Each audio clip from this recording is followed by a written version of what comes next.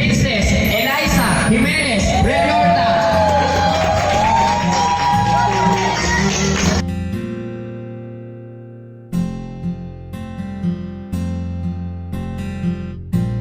Yung talagang ambition ni Chacha Paglaya.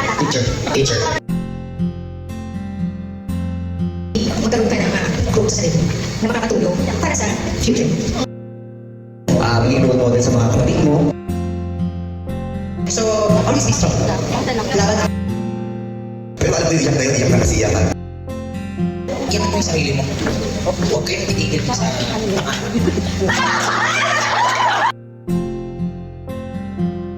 ng mga mananakit sa'yo na mag-uwi sa'yo. Sabi mo lang sa akin lahat yung akin.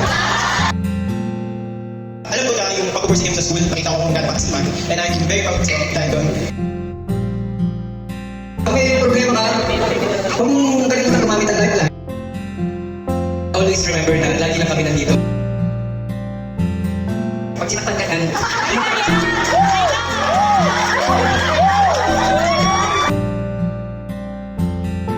Pag nandun si God, pinakamatindi na yung kapapakit mo.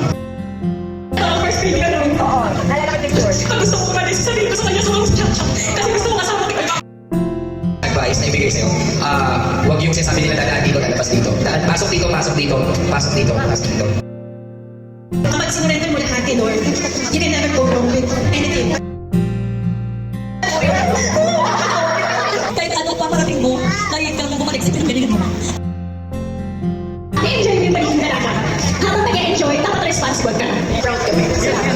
Sobrang happy na.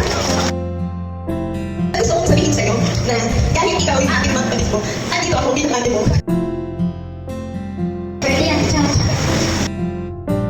Anong kinaw na I'm grateful to have you in my life?